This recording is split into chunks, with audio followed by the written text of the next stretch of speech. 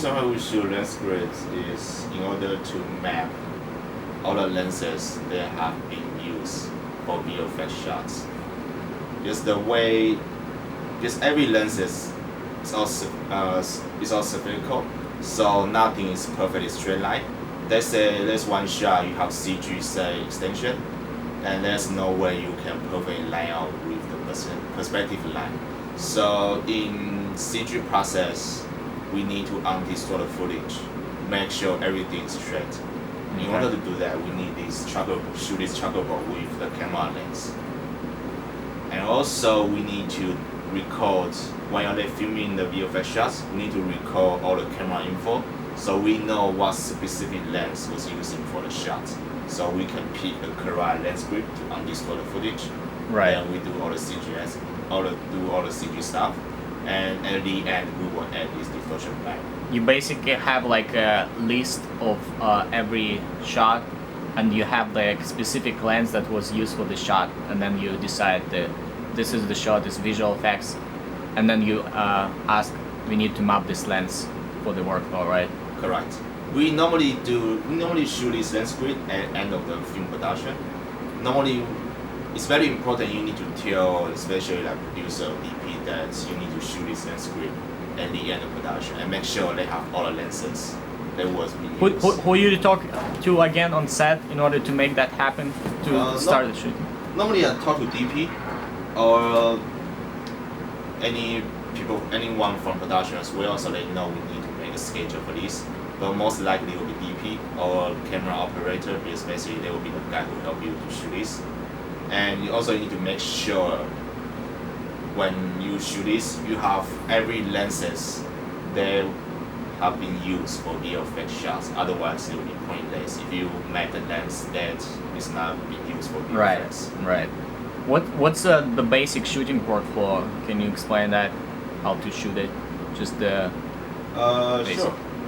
So it's quite easy and simple. Basically, just put this lens grip, make sure it's 100% flat. Not like this has a lot of wrinkle, you know. But make sure it's flat. And the better idea is stick on the wall. So you make sure it's 100% flat. I mean, worst case, you can just kind of have two systems, just hook it out on the side, kind of make sure it's straight down. Then you just put a camera in front of it and shoot it. And for how long do you shoot it with each lens? We basically only need a single picture for undistortion pipeline. Mm-hmm. So normally we just need to flash in front of the camera for like 1 second. Because basically all we need is one single frame.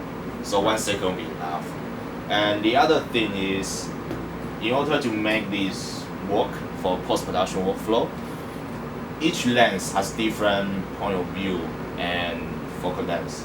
So it's impossible that they say, here's the camera lens, and you shoot this, and you see this fit entire frame. But once you switch other focal length, then it will be different zoom. So you have to move the camera around, make sure this fits your entire frame, especially the edge. So you will have to move the camera either closer or farther when you change the lens. In terms of the finding those lenses, make sure that there is, you know what lens has been used for this image. Do you need any special actions? Yeah, normally I will put a little note onto a lens grip, so I know this tag is for which lens.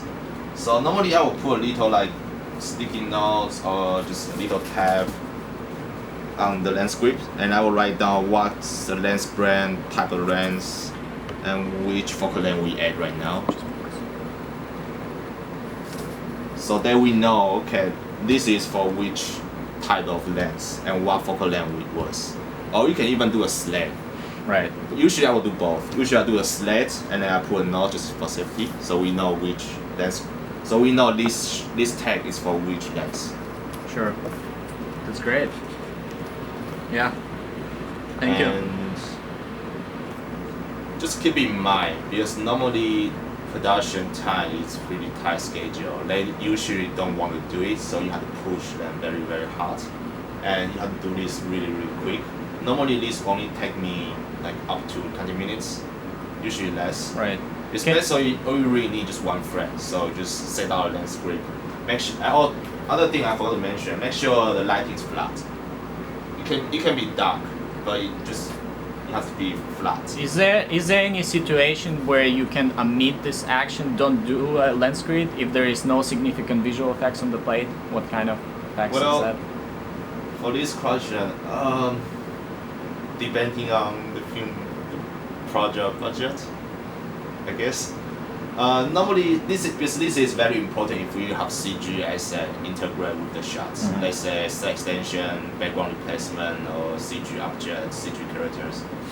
Because most likely this is only for CG. If there's nothing CG required, sometimes it's forgettable to ignore lens distortion. Mm-hmm. But in the actual production, actual post-production workflow, we undistort every single shot if we have such great information. Yeah.